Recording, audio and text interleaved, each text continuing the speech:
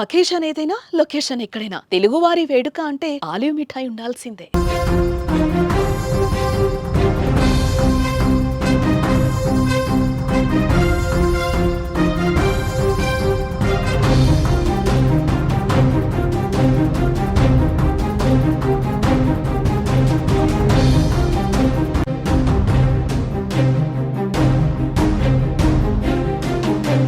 విశాఖలోని మధురవాడలో నిండు గర్భిణి అనూష హత్య కేసు గుండె బరువెక్కే ఘటనకు సాక్ష్యంగా నిలిచింది.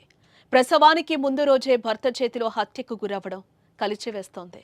ఏడుస్తూ తల్లి గర్భం నుంచి బయటకు రావాల్సిన చిన్నారి చనిపోయి రావడంతో కుటుంబం కన్నీరు పెడుతోంది. అనూష కడుపులో ఆడబిడ్డ ఉండగా వైద్యులు పోస్టుమార్టం చేసి బయటకు తీశారు. ఈ కేసులో మరిన్ని విస్తుపోయే నిజాలు వెలుగులోకొస్తున్నాయి. ఆదివారం అర్ధరాత్రి దాటిన తర్వాత భార్యను హత్య చేసిన జ్ఞానేశ్వర్ ఏం తెలియనట్టు నాటకమాడి ఆసుపత్రిలో జాయిన్ చేశాడు. అందరినీ అస్వస్థకు గురై చనిపోయిందని చెప్పి నమ్మించాడు.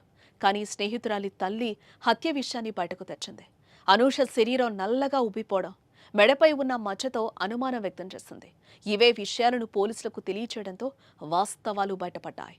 జ్ఞానేశ్వర్ అదుపులోకి తీసుకుని విచారించగా నేరాన్ని అంగీకరించాడు.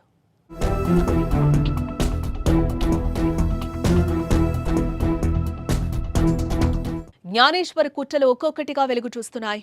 అనూష అమాయకత్వాన్ని ఆసరాగా తీసుకుని ఆమెను నిండా ముంచేసి చంపేశాడు. విశాఖ బీచ్ రోడ్లోని ఓ విద్యాలయంలో ఆమె హోటల్ మేనేజ్మెంట్ కోర్సు చేస్తున్నప్పుడు ప్రేమ పేరుతో వెంటపడ్డాడు. మంచివాడిగా నమ్మించి అతని కుటుంబ సభ్యులకు తెలియకుండా వివాహం చేసుకున్నాడు. ఆపై మధురవాడలో కాపురం పెట్టి తాను బెంగళూరులో ఉంటున్నానని తల్లిదండ్రులను నమ్మించాడు. పెళ్లైన నాటి నుంచి ఆమెను ఎలాగోలా వదిలించుకోవాలని అవకాశం చిక్కినప్పుడల్లా ప్రయత్నాలు చేశాడు.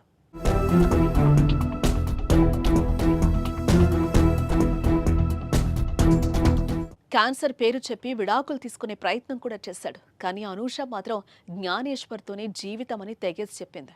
ఇక కడుపులో బిడ్డపడ్డాక ఆమె ఓసారి ఫలూదా తాగాలని ఉందని అడిగితే తీసుకొచ్చి దాంట్లో నిద్రమాత్రలు కలిపించాడు. తాగే సమయంలో గ్లాసులో కరగకుండా ఉన్న ఓ మాత్రను ఆమె గుర్తించి ఏంటని అడగడంతో తనకు తెలియదని బుకాయించాడు.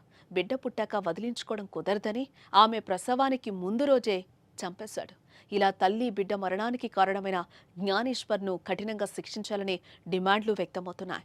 నిందితుడికి భీమిలి కోర్టు 14 రోజులు రిమాండ్ విధించడంతో జైలుకు తరలించారు.